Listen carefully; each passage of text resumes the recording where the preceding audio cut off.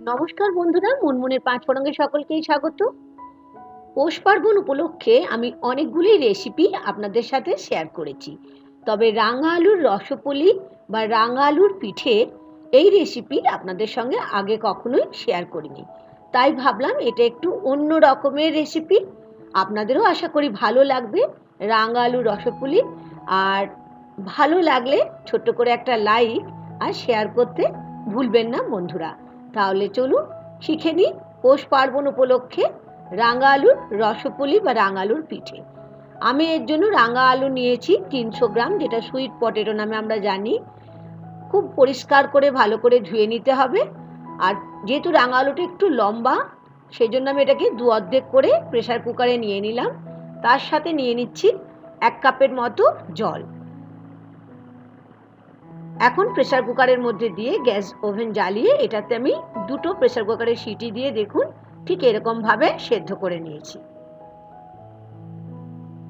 এখন ঠান্ডা করবার জন্য আমি একটা প্লেটে তুলে রাখলাম। আর এইদিকে এখন বানিয়ে নেব রাঙা আলুর রসপুলি বানাবার জন্য একটা স্টাফিং।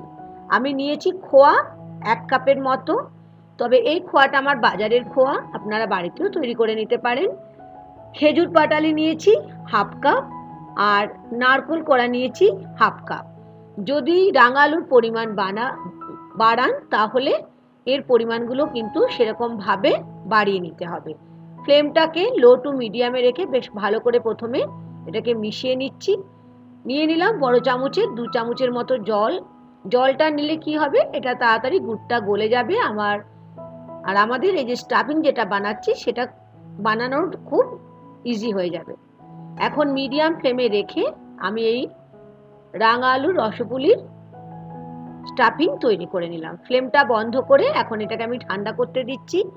আপনারা এই পুরটা দিয়ে কিন্তু অনেক রকম কিছু বানাতে পারেন, যেমন সেদ্ধ পুলি, পাটিসাপটা, রাঙা আলুর রসপুলি তো বানাতেই পারেন। এই 3 রকম পুর কিন্তু এই ব্যবহার করতে পারেন।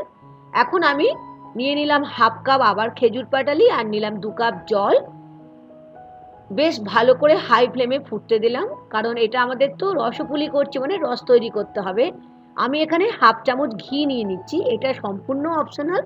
ঘিটা দিলে যখন আমরা রসপুলিগুলো ভেজে এই রসের মধ্যে দেব তখন খেতে কিন্তু ভীষণ ভালো লাগবে।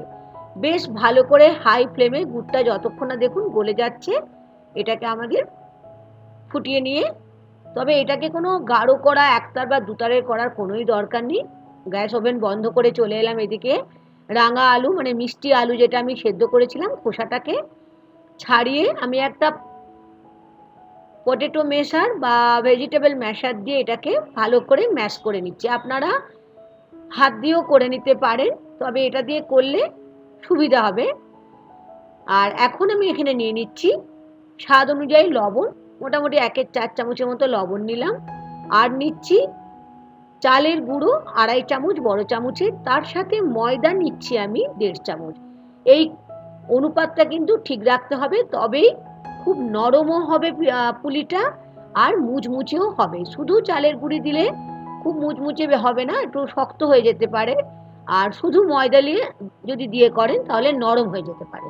তাই এই পরিমাণটা ঠিক রাখতে হবে, মানে 2:1। দেখলেন কেমনভাবে আমি মেখে নিলাম। আমাদের তাহলে স্টাফিংয়ের পুরো রেডি। রাঙা আলুর পিঠের জন্য আমি তেল বসিয়ে নিলাম, সাদা তেল অবশ্যই। তেলের মধ্যে নিয়ে নিচ্ছি আবার 1/2 চামচের মতো ঘি, কারণ ঘিটা দিলে যখন আমরা রাঙা আলুর পিঠেগুলো ভাজবো খুবই সুন্দর গন্ধ উঠবে। তবে ঘিটা সম্পূর্ণই অপশনাল বন্ধুরা। এখন আমরা যেমন করে আটা থেকে লুচির লেচি তৈরি করি, ঠিক দেখুন লুচির লেচির থেকে একটু বড় এরকম করে ঠিক আমরা গোল গোল করে কেটে নিলাম। আর দেখে নিন আমি কিভাবে পুরটা ভেতরে রাখবো। হ্যাঁ, আপনারা হয়তো নিশ্চয়ই জানেন, তবে আমি একটু অন্যরকম ভাবে আজকে দেখাচ্ছি। আঙুলটা দিয়ে একটু গর্ত করে আস্তে আস্তে একটুখানি বড় করে নিলাম, আর মাঝখানে নিয়ে নিলাম যে স্টাফিংটা তৈরি করেছি খোয়া ক্ষীর, নারকেল আর খেজুর পাটালি দিয়ে। স্টাফিংটা দিয়ে খুব আস্তে আস্তে বুড়ো আঙুল দেখছেন চেপে দিলাম, আর দুটো সাইড থেকে আমি এটাকে আটকে দিলাম। পিঠে বানানো খুবই সহজ, সেটা তো অবশ্যই ঠিক, তবে পিঠে বানাতে গেলে কি একটু লাগে বলুন তো? একদমই ঠিক, ধৈর্য। একটু যদি ধৈর্য থাকে পিঠে কিন্তু দারুণ বানানো হয়, আর খেতে তো অবশ্যই ভালো হবে। দেখুন ঠিক এরকম ভাবে এইরকম শেপে কিন্তু আমি বানিয়ে নেব। আপনারা অন্য কোনো শেপেও বানাতে পারেন, গোলও বানাতে পারেন, তবে রাঙা আলুর রসপুলি এই সাইজে মানে এই শেপটা যদি করেন তাহলে খেতেও ভালো লাগে, দেখতেও ভালো লাগে, আর ভাজতেও কিন্তু খুবই সুবিধা হয়। আমি আবারও একটা দেখিয়ে দিচ্ছি। ঠিক গর্ত করে নিয়ে নিলাম মাঝখানে পুরটা, বুড়ো আঙুল দিয়ে ঠেসে ঠেসে ভেতরে ঢুকিয়ে দুটো সাইড আটকে দিলাম। তাহলে আমাদের খুব সহজেই আমরা রাঙা আলুর পিঠেগুলো বানিয়ে ফেললাম, মানে মিষ্টি আলুর পিঠেগুলো বানিয়ে নিলাম। কি কেমন লাগছে? মনে হচ্ছে না কখন ভাজা হবে আর কখন খেজুরের রসের মধ্যে ফেলা হবে আর খাওয়া হবে? আমি জানি আপনারা নিশ্চয়ই জানেন বানাতে। তাহলে চলে আসুন, ফাইনাল স্টেজে আমরা চলে যাই। এদিকে তো আমি তেল তো গরমই করে রেখেছি। এবার একটা খুব মানে ইম্পর্টেন্ট টিপস হলো, যখন আমরা পিঠেগুলো তেলে ছাড়বো তখন আঁচটাকে লো টু মিডিয়ামে রাখতে হবে। ছাড়ার পরে আঁচটাকে মিডিয়াম টু হাই ফ্লেমে রাখতে হবে। একদম হাইও দেওয়া চলবে না, একদম মিডিয়াম ফ্লেমও রাখা চলবে না। যদি আপনারা একটু কম ফ্লেমে এটা ভাজেন তাহলে কি হবে, এটা ফেটে যাওয়ার একটা সম্ভাবনা থাকে। আর তার সাথে যদি বেশি ফ্লেমে ভাজেন তাহলে কি হবে, তাহলে পুড়ে যাওয়ার সম্ভাবনা থাকে। ভেতরটা কাঁচা থাকবে আর বাইরেটা পুড়ে যাবে। সেই জন্যই বললাম না, একটু ধৈর্য ধরে এটা বানাতে হবে। দেখেছেন কি সুন্দর কালারটা হয়ে গেছে? ঠিক এইরকম কালার যখন হয়ে যাবে, দুটো সাইড ভালো করে ভেজে আমি একটা পাত্রের মধ্যে তুলে রাখছি। আবার আর এক খেপ ভেজে নিচ্ছি।